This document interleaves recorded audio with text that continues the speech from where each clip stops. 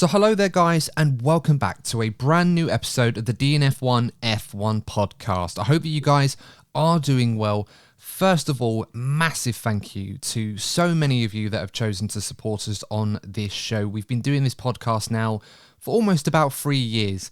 And in that time, we've had a lot of great feedback, a lot of great constructive feedback as well. It's not always been positive, but we've been able to do our best and learn the lessons from many of you that have been so kind to reach out to us and help us on our journey. And the reason why I'm extending my gratitude to you lovely lot is because we just passed the 900 subscriber mark. 900 of you wonderful people have chosen for one reason or another to follow us on our journey and occasionally listen to us talk about Formula One. So we are really grateful for that. And of course, we're still chasing the 1,000 subscribers before the start of the season. It's a big ask, but if you can help us get to that margin, if you haven't already subscribed to the YouTube channel, please do. We'd really appreciate that. That's a huge milestone for us guys here at DNF1. We'd really appreciate your support. Of course, if you're listening to this podcast on a podcasting platform like Spotify or Apple Amazon Music, for example, then you can support us there as well. Give us a 5-star review if you think that we are worthy. It really helps us out a lot, and it allows us to reach more wonderful people like yourselves to talk all things Formula One, and of course, share our passion with you lovely lot. All of the pleasantries out of the way. We've got a podcast to talk about, guys. Back again, we've got Courtney Pine and Lee Wallington. And in this episode, we are going to be back to discuss some drivers that have something to prove in 2023. Now, this is something that The Race did quite recently, for those of you that listen to their show as well. Really, really great stuff. I recommend it very, very highly. And I really like the idea of the episode. So I wanted to borrow that idea and share that with my panel and see if we could talk about that a little bit as well and see what drivers we feel have something to prove in 2023. Now, similar to them, this isn't us saying that these drivers had a bad 2022 or they have something to prove in 2023. In certain cases, they don't have anything to prove. But I do feel that there is some scope out there for some of these drivers to prove something in 2023 based on some stuff that may have happened last year, or perhaps some new narratives or new chapters in their story that we'll, of course, be looking forward to seeing how they pan out. So, guys, of course, first of all, Courtney, good to see that you've got all your equipment sorted and you're much more comfortable with it now. Of course, many avid followers of the show would have seen the transformation over the years. How are you doing, mate? You're looking good. Yeah, no, thank you, Adam, and great intro. Just like to mirror everything that you've kind of said. Thank you for the support. I'm really looking forward to where this channel goes in the future. But yeah, doing well. Looking forward to the topic in hand. As I say, the season is right around the corner, so the fact that we're that close, that we're able to look to this season and what we expect.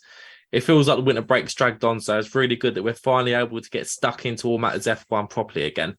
Yeah, couldn't agree more. And of course, before we know it, the new cars are going to be unveiled, pre-season testing will be underway, and then before we know it, the Formula One season will be well underway. At the point of recording, it's 40 days to go. And of course, if you follow us on Twitter, you'll know that we do an F1 countdown where we put forward a fact or a piece of trivia related to each number during the countdown. I believe today was talking about George Russell's overtakes in 2022, committed 40 of them, or completed 40 of them, I should say. So well done to George. And of course, we've got plenty more coming in the days ahead. Lee, joining us on the show as always, completing the panel. How are you doing, mate? You good?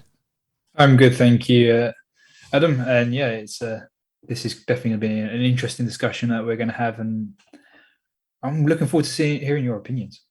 Yeah, well, of course, I've tasked both of you to give me a list of some drivers that you feel have something to prove in 2023. So without further ado, Courtney, I'm going to come to you first. Thank you. Who is the first driver on your list that you feel has something to prove in 2023? Go straight for the juggler, Adam, and I'm going to say Charles Leclerc. Okay, that's a pretty interesting one. Care to elaborate on that one?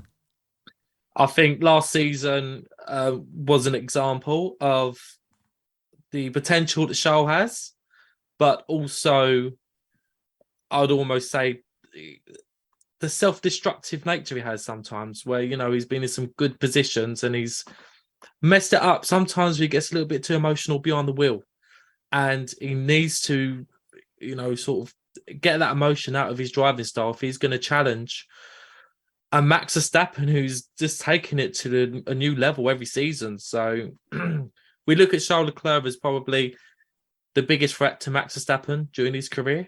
So he has to iron out these errors if he has a real intention to challenge Max in the coming years. Yeah, that's a really good shout, actually. And Lee, I noticed you also had Charles Leclerc on your list. Did you want to add to what Courtney was saying, or perhaps give us another reason as why you think Charles Leclerc has something to prove in 2023? Well, I would expand a little bit on what Courtney said about it is just challenging Max, but it's also obviously just proving that he has the material to be a world champion, and that may be obviously against other drivers as well as we go through the seasons and then he goes through his career. But it's one thing being a fast driver, but it's one thing to complete it over a season, and proving that this year, even if he doesn't win the championship this year, that prove he can do it is something that will ease his mind, it will ease the Ferrari's mind, it will ease his manager's mind. So it's just something that he really needs to do. And secondly, I would also prove that he argued to prove that he needs to prove to the team he is the number one in the team. He is the one that should be backed, not his teammate. Well, because the performance has been close between them. You could, in the past, obviously not last year, but in the past, it's been Lewis on Valtteri, and Lewis has had Valtteri covered. We've got Max and Sergio. Max has Sergio covered. Obviously, I know the Mercedes dynamic has changed with George in the team, and that's going to be very interesting to see how that evolves. But Carlos and Charles are very close, and there's not a clear number one to choose. Although you could argue there's a clear choice, it's not a black and white choice, and Charles needs to prove that he is the right horse. Pun intended. Well, yeah, that's rather appropriate with Ferrari. Yeah, I agree. I think that's a really, really good point, Lee. And, when we talk about Charles Leclerc, we talk about a guy that has incredible feel for how to drive a Formula One car, incredible speed, incredible talent, a great sense of where the grip is, I suppose, if I can sum it up, I suppose, in a phrase. He knows how to get the best out of the car. He talked in pre-season last year about how he had to adjust braking, how he went about braking in corners with the new cars. He was able to feel that a little bit better. Carlos Sainz couldn't really get up to speed with it until a little bit later in the season. I think what it come down to with Charles Leclerc is, it's one thing having the feel, but if you asked him to explain how he went about that becomes a bit of a problem. And I don't necessarily think it's one of those things where Charles Leclerc doesn't understand how an F1 car works, or he can't really set up a car properly, or he just drives from the seat of his pants and hope the team works it out for him. But when you extract what is good about him and what is good about Carlos Sainz, altogether, you have a complete Formula One driver. You have a driver that's got the talent, the speed, and the skill to get the lap time and deliver the performances. But then you also, on the other side of things, you have a driver that is capable from an operational perspective to, get things done, push the boundaries a little bit, know the right time, I suppose, when to govern your team to get certain things done, and more importantly, call the shots when you have to. And I feel like with Charles Leclerc, I feel like it's a bit wrong to suggest that perhaps he's a bit too nice, and that can come across as a little bit naive. But if we look at the evidence, we can look at Brazil as a great example this year. We had a guy that obviously had a pretty decent season. Obviously, things went astray because of reliability and some of his own mistakes behind the wheel. But in qualifying, when Ferrari wanted to put him on the intermediate tyres, he then accepted that. He went out. It was obviously the wrong tyre choice. He should have been on the softs.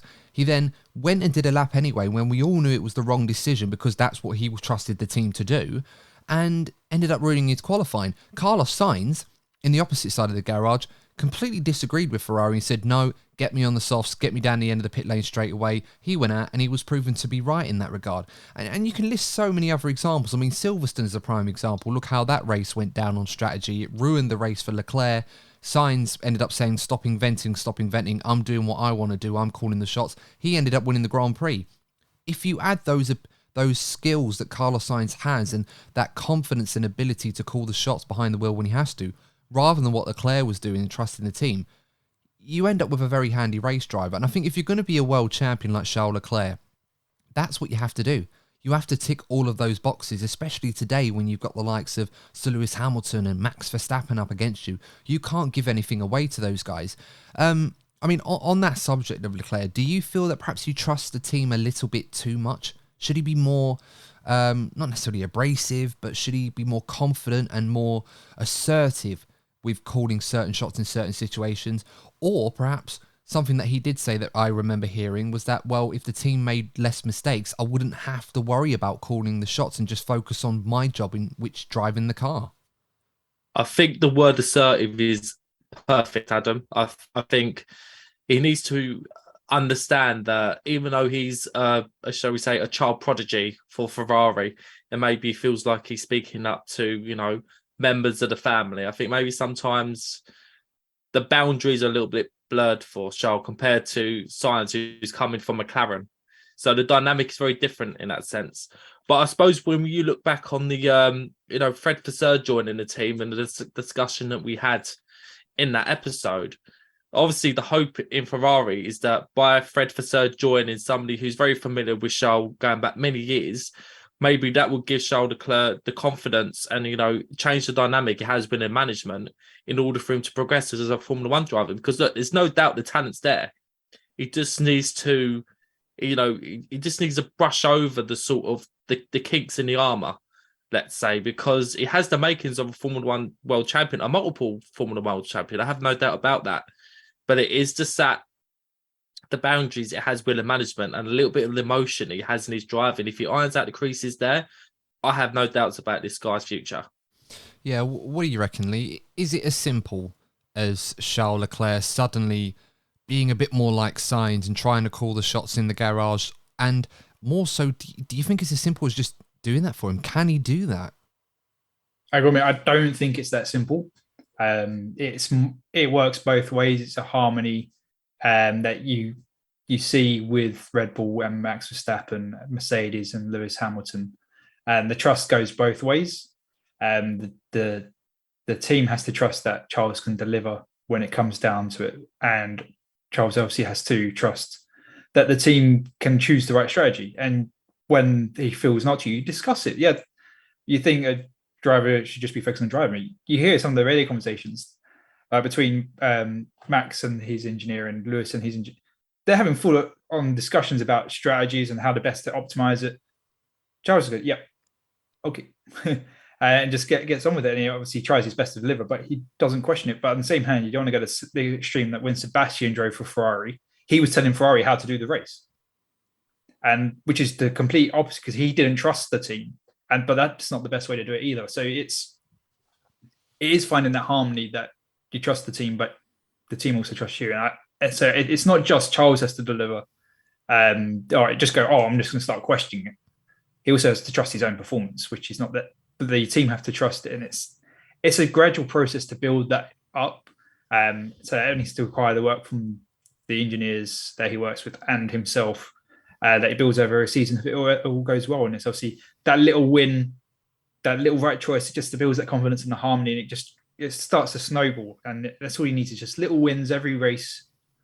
And by the end of the season, obviously I'm not saying he may be the champion at the end of this year, but 24, if he gets those little wins, he will be more complete for that following season. And just as it all adds up, it's a cumulative effect. Yeah, I think we saw Ferrari trying to encourage Leclerc or work with him to try and improve on this throughout the season. I think I don't know if it happened much at the start of the season, but as the season went on, and I think the notable example of this was in Abu Dhabi, Ferrari changing the strategy. A lot of people sort of made fun of this, made like a bit of a meme out of this, but I kind of understand where some people were coming from when they thought this actually was quite helpful. In Ferrari recommending a strategy to Leclerc and then ending it with the word question. Basically, they've got strategy options for him. They don't want to just tell him to do this. They want him to ask his opinion, think, okay, do you think this will work? Shall we do this? We want to encourage you to have the final say on a strategy. We'll come up with the numbers. We'll run that. We will run the simulations. We'll run the data. We'll come up with some options of what we can do. Which one of these do you want to do? And we saw in Abu Dhabi, it worked. It ultimately was what got him second in the Drivers' Championship in that one race where they changed him to a one stop. And, you've got to give credit to Ferrari on that one. It was a great strategy. It kind of leans into what Leclerc had asked for, where his team could make less mistakes and that he wouldn't have to be so assertive or try and run the team from the seat of the cockpit in the same way that Carlos Sainz probably does. And at the same time, it allows Leclerc to build up that confidence, because it's one thing for us to say, this is something he needs to do in 2023 if he wants to be world champion, which I don't think is unreasonable to suggest that. But it's not as simple as just switching the light bulb on and all of a sudden he becomes like Carlos Sainz is, but with the ability of Charles Leclerc to boot. Oh no, it's definitely not a light switch. It is as I was saying, it's a team effort. Mm-hmm. And there was, I actually thought that was a nice change of pace in Abu Dhabi, and seeing that. And obviously, you can always, well, especially last year, you could give Ferrari any option and they'll make a mess of it. But it's nice that they try something different. If it didn't work, at least they tried. I mean, it did, as you said, it did seem to work in that one race. So let's see how they do this year. Yeah, and I think with the influence of Fred Vasseur as well, that's probably going to be quite a positive, and perhaps he will encourage that as well. I mean, I had heard that he's not necessarily got too involved in what Ferrari are doing. He's kind of just letting them carry on as they are, see where there are any issues or things to improve on. And of course, we can all agree that there are, which is encouraging. So we'll have to wait and see how that pans out. But I think that was a good one to start with, if I'm perfectly honest, on Charles Leclerc. Lee, let's come to you next on your list. Who did you put down as one of your drivers that has something to prove in 2023? Well, my first one on my list was Sir Lewis Hamilton as the driver to prove. Well, I'll be honest with you, I did a bit of a pseudo list myself. He was a driver that I did want to talk about, and I think for the benefit of the diehard Sir Lewis Hamilton fans that listen to this show, and we love every single one of you. And look, we're talking about a guy who is the statistical GOAT of Formula One. Arguably, for many people, the greatest driver of all time. 310 races, 103 wins, over 100 pole positions, 7 world championships. Some people will argue 8 world championships. Not that we're going to go down that rabbit hole again, but in terms of having something to prove to people, he has nothing to prove to anybody in this regard. He could retire today and everyone said he's done it all. There's nothing to prove. But I do agree that because of how 2022 went and how things started this season, last season for him, and where he went on and how it finished, even though I think we all agreed that Lewis was a little bit better than George Russell over the season, George did beat him in the point standings. I think there is an element there. And perhaps some fans may use that and argue, say, well, George did beat Lewis there. There is a bit of an asterisk there. Can Lewis put that wrong right and beat George once and for all without that anomaly there? I'm not saying that's what we're suggesting. I think that's something that is out there. But that's my opinion on it. What do you reckon, Lee? Is that somewhere along the lines of where you were going with it? Yeah, it was sort of along those lines. I think he has to prove. Obviously, Lewis is confident in his own ability, so I'm not saying he has to prove him to himself. But it'd be nice to reassure himself, but prove to the team that he is still the number one. He is the fastest. Over one lap, he is the fastest over a race distance. Look, listen to me. Give me the best strategy. I'll bring the results, not George. And he wants to prove and deliver that. And that's what, as you were alluding to, is even for his own mental position of where he's standing in the team. He believes he can deliver it. I have no doubt about his belief in himself. But to prove that he can do that and bring those results. And I also actually think that, as you mentioned, he ended the season well compared to how he started, is to prove that he can actually start the season out the blocks. Previous seasons, Lewis is normally quite slow to start a season. He builds up as the race goes. He gets faster, he gets quicker, he makes less mistakes, and it just builds up as he goes through the season. He doesn't very often go out, bam, straight away, bring back the pole position, bring back. When Mercedes had the car, obviously we don't know what the car's going to be like, but he's not ever on it on the first race. It takes a couple of races for him to build up into the season, and I think he needs to prove to be, even if Mercedes aren't in the title fight, to prove that he can come out the starting blocks at the beginning of the season and bring the best results for the team, and not build up a deficit to George by race 4 or 5 because he's taken that time to build up. He needs to prove that he can start the season strong, which he can do. Yeah, I think that's a fair point. Courtney, you didn't mention Sir Lewis Hamilton on your list.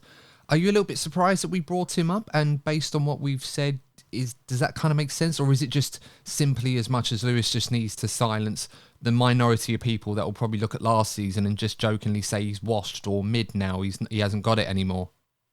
I agree absolutely with the George Russell dynamic.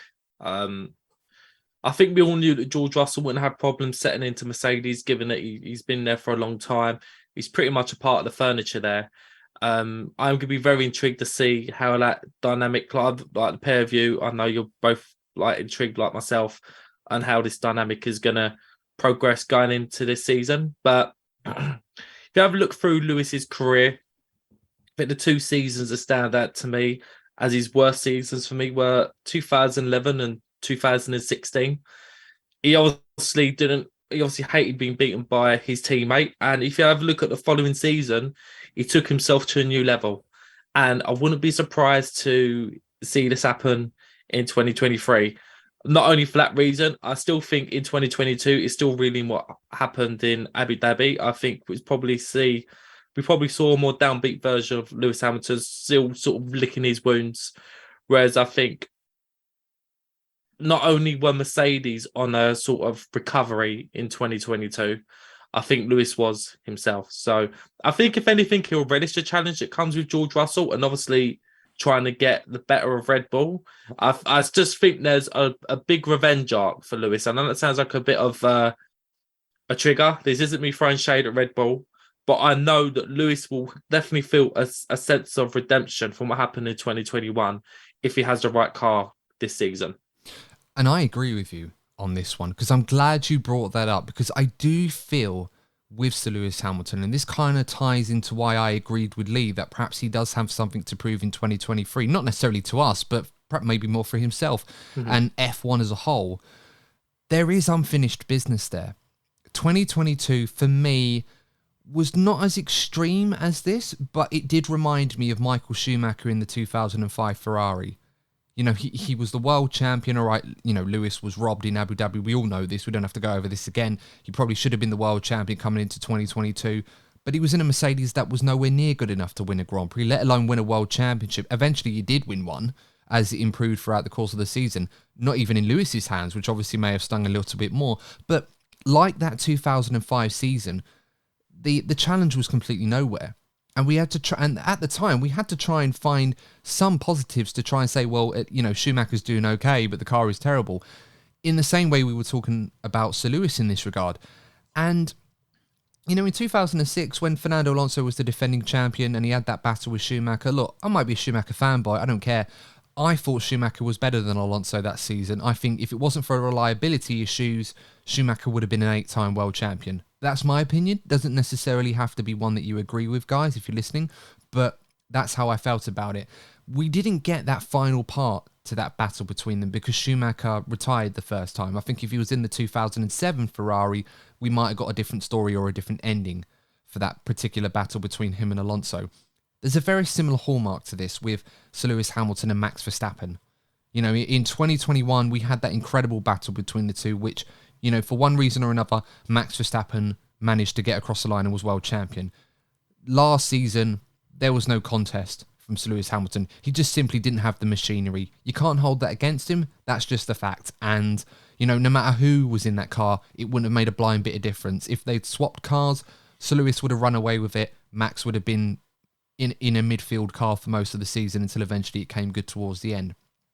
This season, however, with the hope that the equipment is going to be there, and I sincerely hope that it is, we may get some level of closure to this battle between the two of them. We may get an opportunity for Sir Lewis Hamilton, as you said, Courtney, to have a redemption arc, you know, finish off that unfinished business, and perhaps that's all it is. You know, if he wins in 2023, he gets that 8th world title. He can ride off into the sunset and say, look, I've done it all now. That's it. I've got that 8th world title. Nothing else is questioned. I can retire happy.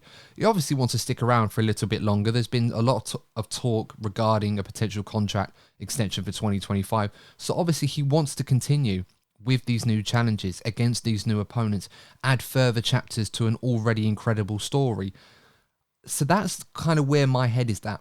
And that's why I agree strongly with what you said on that regard, to Lewis Hamilton having unfinished business there. And Lee, that's also why I agree perhaps why Lewis in a way perhaps may feel that he has something to prove for 2023. Not necessarily to us or to the larger F1 fan base, but just so that you still don't have people that look at his legacy and say, oh, we'll look at him in 2022, completely washed up. Oh, the car's an excuse, but George Russell beat him. You know, that kind of stuff.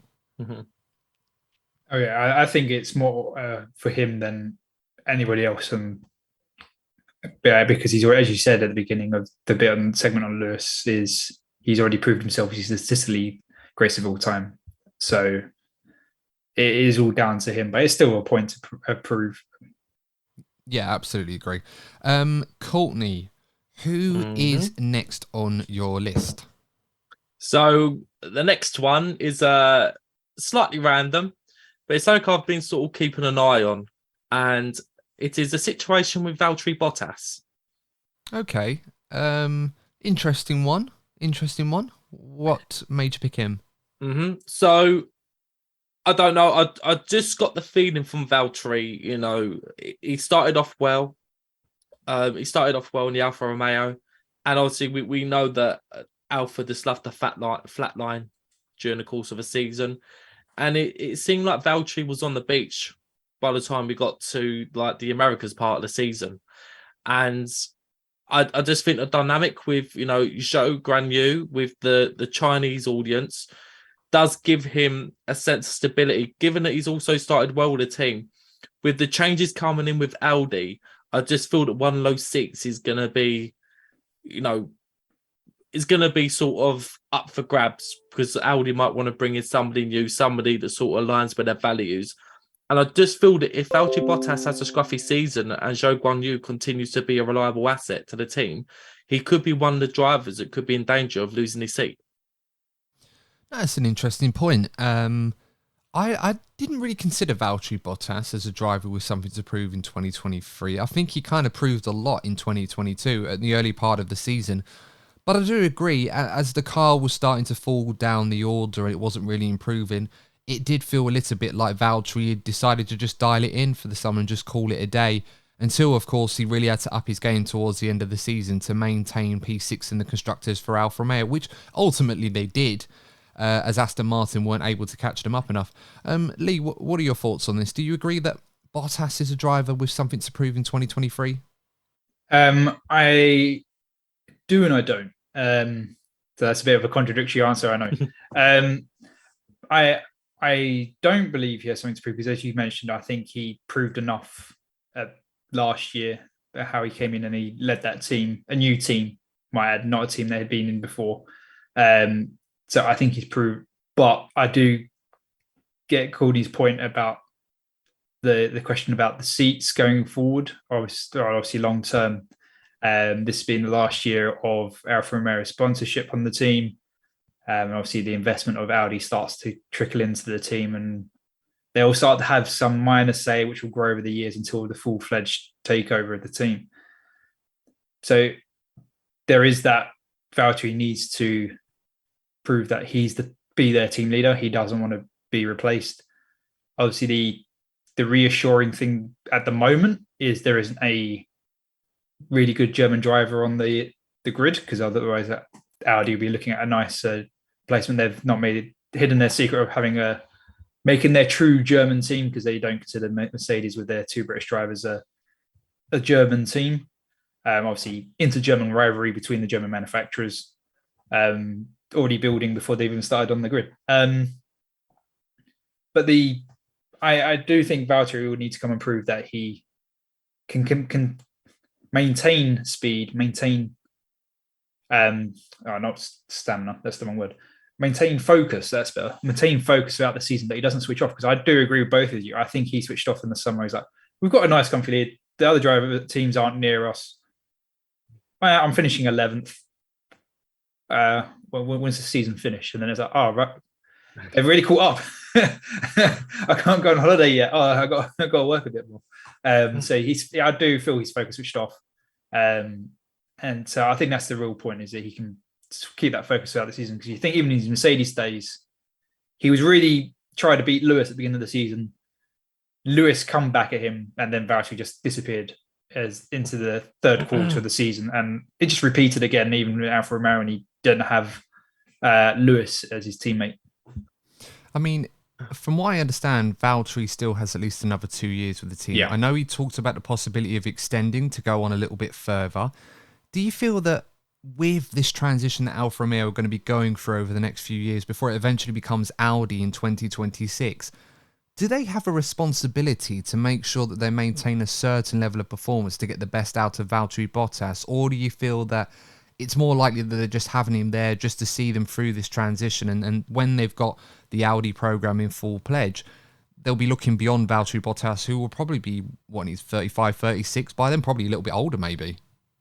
Well, yeah, that's certainly something that both the driver and the team will be considering. And, I'm glad that you sort of mentioned the age element to it, because let's not forget that with this transition happening with Alfa Romeo, they might be keen to push through their main sort of youth asset, who is Théo Pourchaire. Let's not forget about Théo Pourchaire. He didn't have the best of seasons last season, but I remember in 2021, we were both sort of like amazed by what, this young lad was achieving. So if he sort of picks himself up next season and sets the world alight in F2, which we cannot rule out, that is going to start putting even more pressure on one low seats at Alfa Romeo. Obviously, Zhou Guanyu isn't completely safe, but I just feel that Chinese audience and revenue that he brings with him does give him sort of a level of stability within that team if he continues to perform at that steady level that he did last season.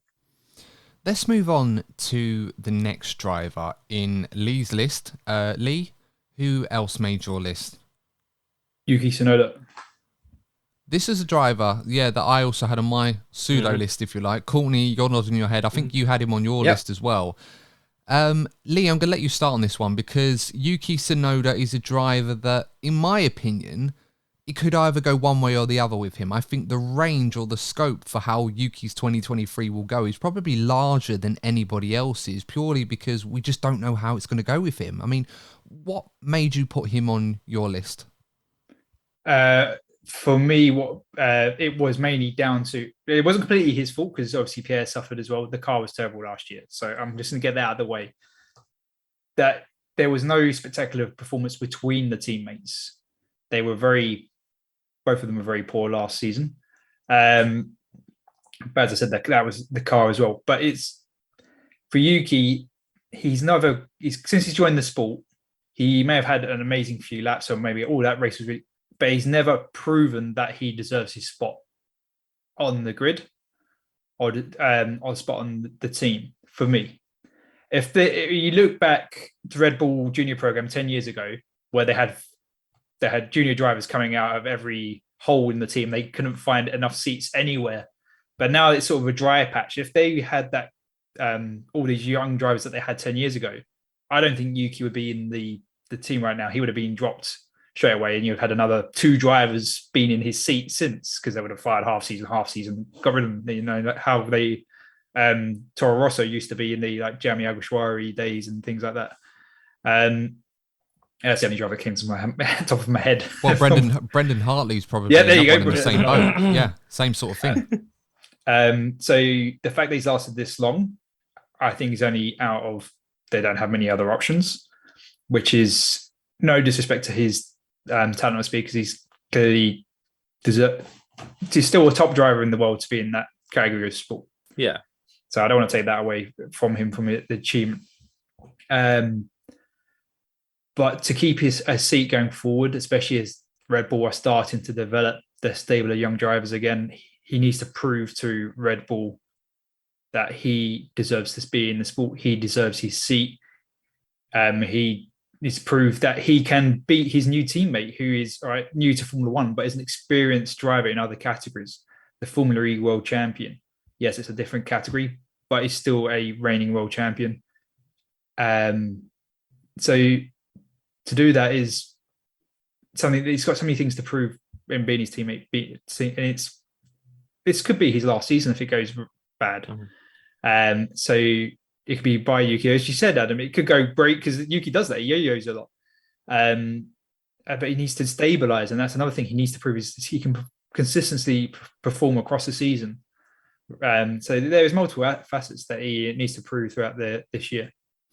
Yeah, I mean, what do you reckon, Courtney? Because as we said already, Yuki Tsunoda, it could go either way with him. He's a driver who, we know he's got pace, we know he's got the speed, but putting it all together across a whole race weekend and getting rid of the mistakes is something that Yuki is not necessarily found to be rather straightforward. And I think we saw a lot of this last season where Gasly was a guy that we all said was underperforming or not quite at the level he should be.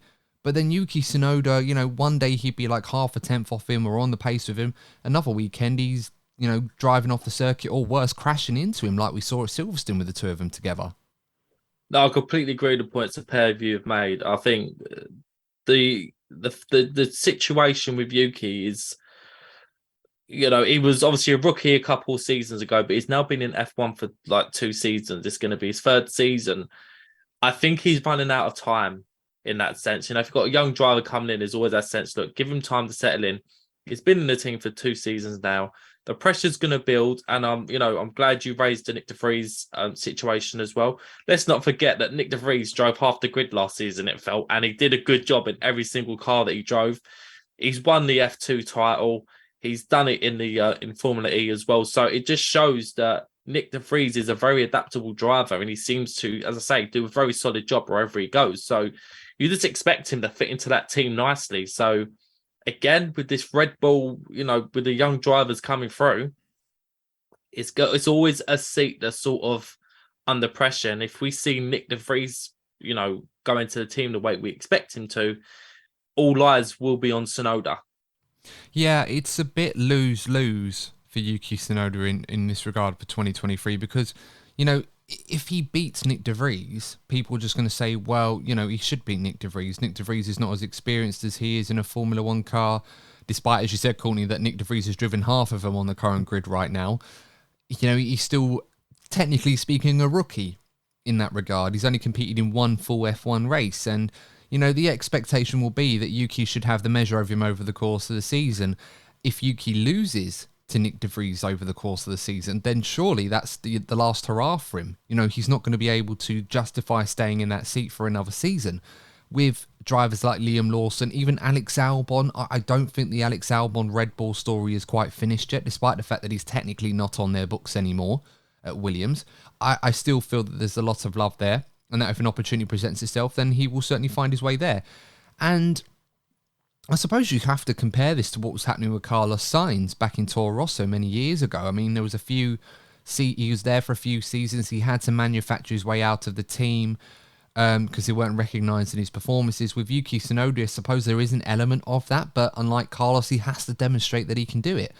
If Yuki Tsunoda beats Nick de Vries more often than not in qualifying and in the race and has a relatively comfortable margin over him, then yeah, fair enough. That's been a good season for Tsunoda. So there's a lot for him to prove there. I think he can do it. I certainly believe that he can put it all together, but I think that is going to be the thing that everybody looks at with him this season and say, look, we know he's got the speed. It's a bit similar to Mick Schumacher. There are days when he's very, very quick, but then there are days when he's not putting it together or making mistakes or crashing. And we all saw what happened to Mick in that situation, and I'm pretty certain that it could happen to Yuki as well. Let's move on to another driver. Courtney, who else did you put on your list? Carlos Sainz. Okay, interesting. So we talked about Carlos a little bit earlier, but why do you think he needs to prove himself in 2023? And of course, Lee, you put this on your list as well, so I'd be intrigued to get your thoughts as well for this one. I think if both Carlos and Ferrari are to succeed this season, I do feel they'll take steps forwards and challenge Red Bull. I think if they want to beat Red Bull in a Constructors' Championship, Carlos Sainz has to get these errors out of his game. He did seem to settle in at Ferrari, but he started off particularly, fairly badly. And we know, we discussed it early on, we know that Carlos Sainz is really good with strategy and making the calls when they matter.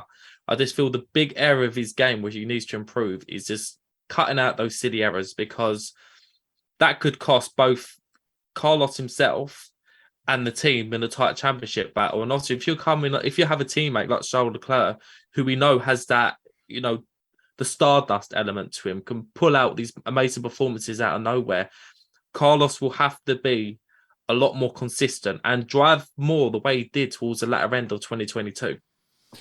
What do you have to say on Carlos Sainz, Lee? Why did you put him in your list? For me with Carlos I'll start off with the obvious one. Like I said with Charles, is he needs to prove that he's the number one driver in the team and he's the horse that should be backed. Pun intended again.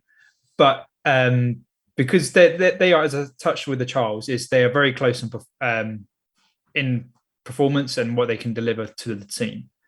So it's a very close inter-team teammate rivalry, and one of them will come out on top and one of them will lose. So until that's established, it's going to be obviously proving who is the better one within the team. And for Carlos, he needs to prove that, as Courtney already mentioned, is reducing the mistakes, limiting the mistakes. He also will need to prove that he can close the gap to Charles. I'm not going to say that Carlos is faster than Charles. More often than not, he's not. But if he can close the gap and prove to Ferrari that he can close the gap, because Carlos already knows he can deliver better strategies. Ferrari already know he can deliver better strategies. So if he can prove that he can close the gap in performance, give me a better strategy, I'll make it work. I mean, you just have to look at Fernando Alonso, who may not be the fastest, and probably never been one of Fernando's strong points of being the outright fastest. But he will make it work. He will be tenacious and just do it. And that's what Carlos is. You can close the gap. I can beat Charles, and I can just do it. And that's what he needs to prove, is that he can do it. He can be the world champion for Ferrari. And that's what he needs to prove to the team, and obviously prove to fans, because as Courtney just mentioned, Charles being the Formula One champion in the future, Carlos gets overlooked. So he needs to prove to fans that I'm the Formula One world champion in the future, not Charles. Charles just crashes and doesn't know what to do properly. Support me. I'm the Ferrari champion. I'm the next Spanish world champion, as much as Fernando will like to disagree with that dream. So for me, I think there's several points that Carlos needs to prove this year. Yeah, I think that's a really good point. And I have that dynamic between Leclerc and Carlos Sainz, where you have one driver who's very, very quick, has the measure on his teammate in terms of pace and perhaps outright skill and feel of a Formula One car, or particularly this Ferrari.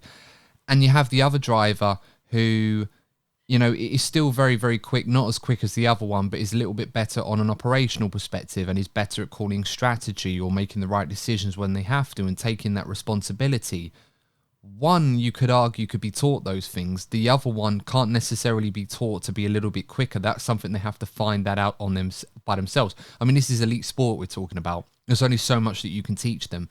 And given the dynamic that Ferrari are going with the new team principle there, and obviously the certain, how would you put it, the expectations that people have put on Ferrari for what's going to happen now with this new leadership strategy, some people will probably imagine that Carlos Sainz may be overlooked. As you said, Lee, he could become a driver that could not necessarily be surplus to requirements, but if he's not able to demonstrate that he can keep up with Leclerc, once Leclerc gets a little bit more comfortable with doing those other things that we talked about earlier that could potentially make him a world champion versus what he currently is right now, it's very easy to look at Sainz and think, okay, well, we need something to do a little bit more. I mean, you look at the way the season went, and perhaps Perez at Red Bull is in a similar boat here, but perhaps to a more extreme degree than what Sainz is at Ferrari.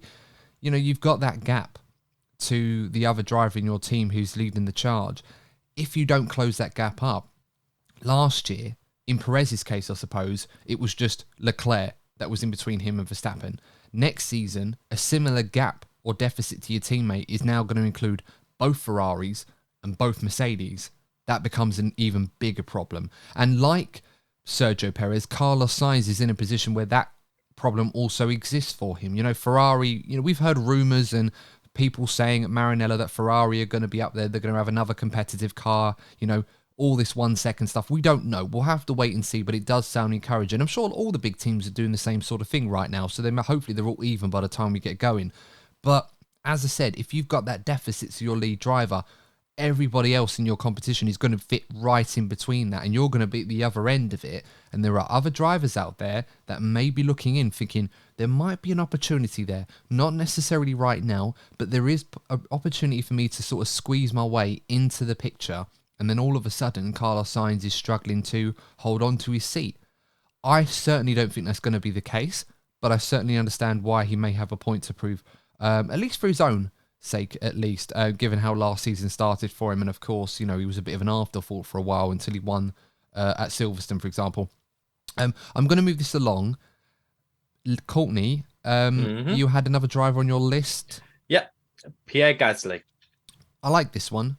I think this is going to be a good one. Why has Pierre Gasly made your list, Courtney? I think we can all agree that last season was probably one of Pierre's worst. And going into the Alpine setup, obviously a French team with a fellow French driver who he has a lot of history with. Obviously, the team are going to play that down. But I think if Pierre performs at the level that he performed at last season, we know the car was poor.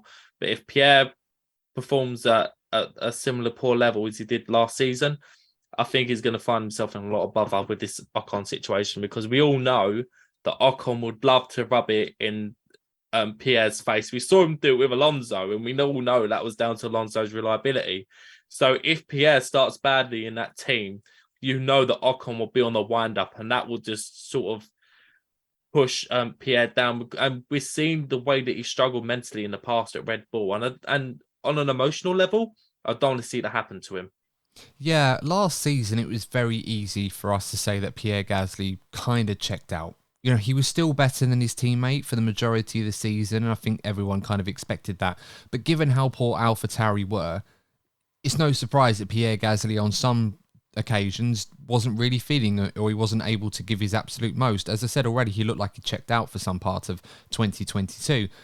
The year before, and even the year before that, there were times when he was fighting the Ferraris and the McLarens for potential podiums, and he even got a race win as well to boot in Monza a couple of years ago. So, you take all of that into account, and you've got a driver going into 2023 in a new team, a new environment. He's got the promotion that he's wanted since that demotion at Red Bull. I still feel there's a lot for him to prove. I think in that environment at AlphaTauri, he was able to learn a lot, rebuild his confidence, rebuild that character, improve as a driver. I think we all saw that. We now need to see the evidence of that complete finished article at Alpine, and potentially put himself in the frame for an even bigger seat in the future if he's up to it. And he's going to be up against someone like Esteban Ocon. As you said, Courtney has established himself in that team, considers himself the outright number one driver now after Fernando Alonso has left the team. Will still feel even more confident beating Fernando Alonso, despite the obvious mitigating circumstances that we've already talked about plenty of times already. So there's a lot for Pierre Gasly to do there. And there's obviously the risk that if he's not able to live up to that level of Ocon as a minimum and go on from that, people are going to start doubting whether or not he's just a decent Grand Prix driver or something more than that, which I'm sure he feels that he is. Lee, you obviously didn't put Gasly on your list, but what are your thoughts on Gasly for 2023? Do you think he has something to prove? I agree with the points you both have made. I think he has to prove that he's not a number two driver. I think the performance between the two will be too close to argue for an outright number one, but he has to prove that they should be considered equals within the team. As you already alluded to, Esteban is already considered the number one driver now. And Esteban, as Courtney already mentioned, likes a good wind-up. So even in the first few races into the season, I could already imagine Esteban winding up Pierre that, I've beaten you in the first couple of races.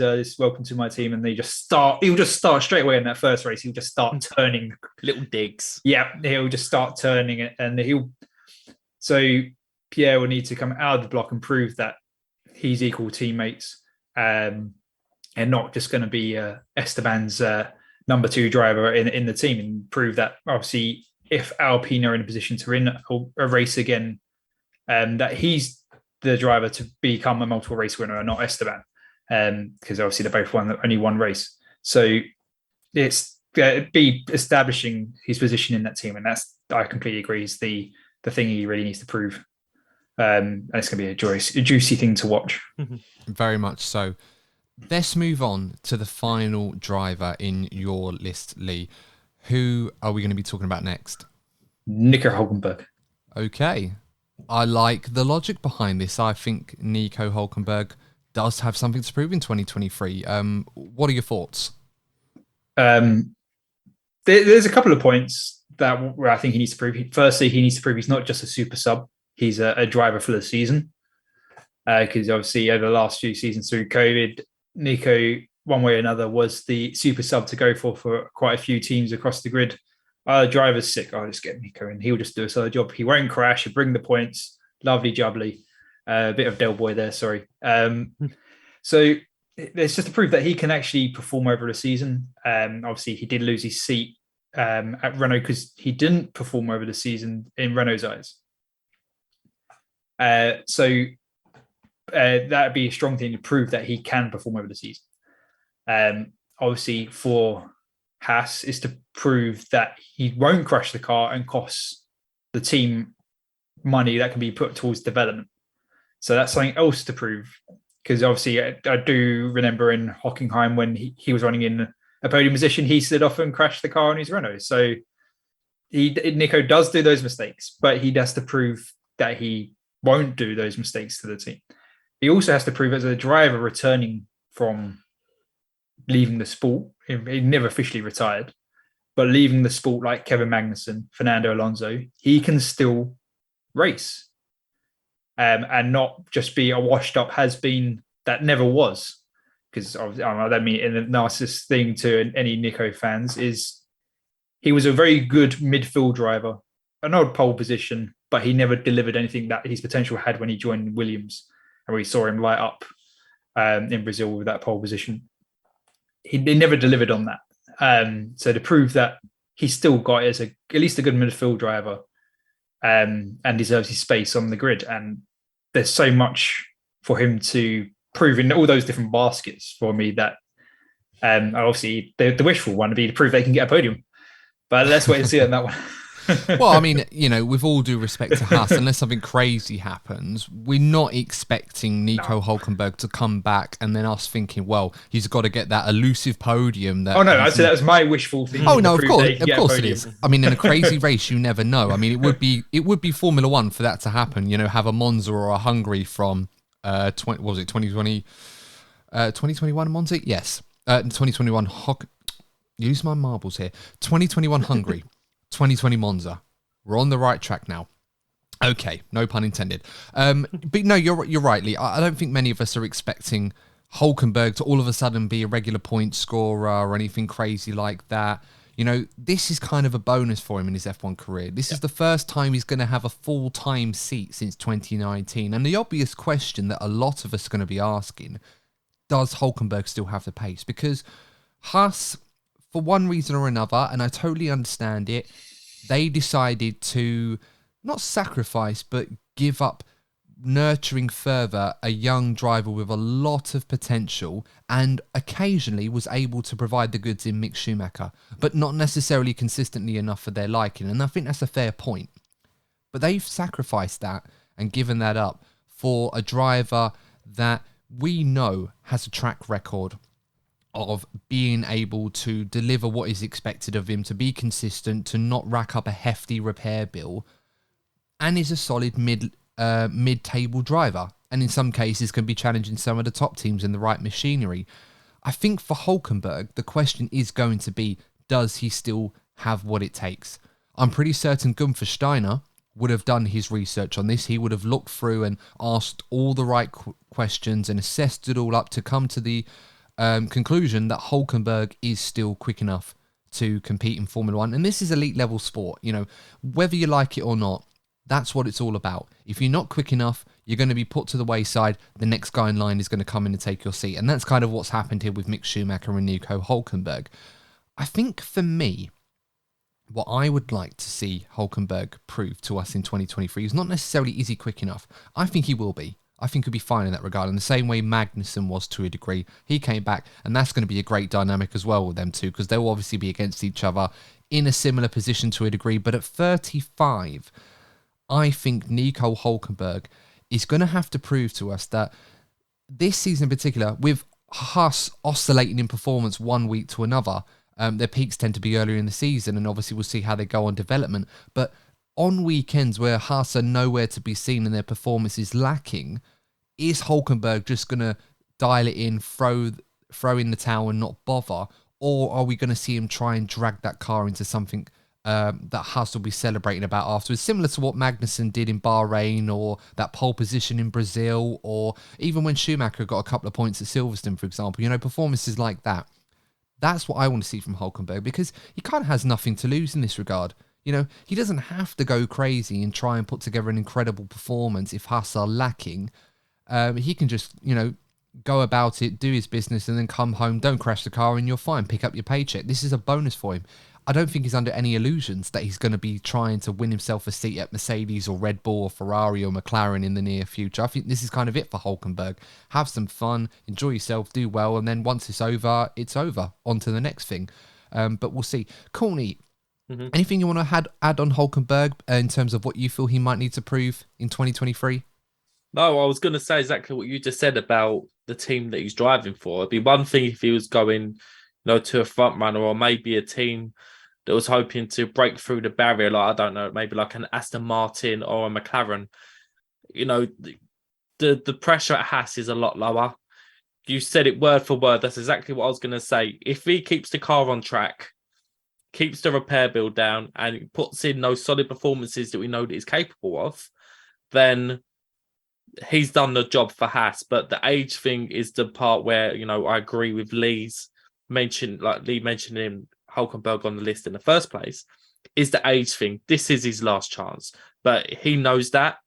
But I think that's the big question mark, isn't it? Is if this doesn't work out for him at Haas, that will be it for Hulkenberg's F1 career.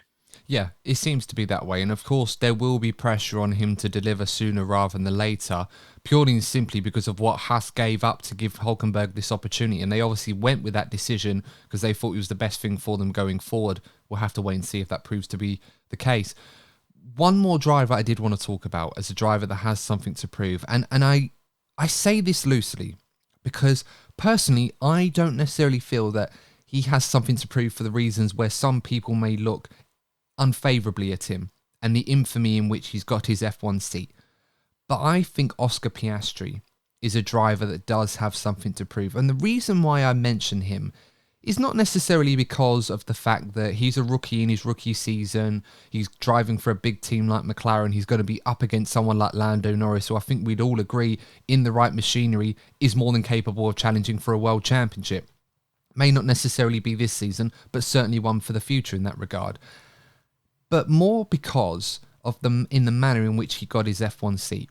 And I think there's been a misconception about Piastri, or an unfair perception of him, where people look at him unfavourably almost, say he has to prove himself now because he's got what he's wanted because of the way he left Alpine. I think we need to be clear about this. And, regarding his former employers, it wasn't Piastri's fault that he was driven out of Alpine. Alpine drove Piastri out of that team. They had a contract, they had certain conditions which they didn't meet for him in terms of his development, and that allowed him the opportunity to seek an opportunity at McLaren. Now, of course, some people will look unfavourably at him and say, well, he part of that led to Daniel Ricciardo losing his seat. I think the writing was almost on the wall for Ricciardo anyway. It was just a case of finding an adequate replacement. Piastri pops up, you've got an opportunity to get someone in there. But I do feel that he has been unfairly perceived as someone that could be a bit of a troublemaker, or someone that feels that they're a little bit better than what they were. And given the junior career that Oscar Piastri has enjoyed, I can imagine that there's going to be a lot of expectation for him I do feel that this is a great opportunity for him to prove himself.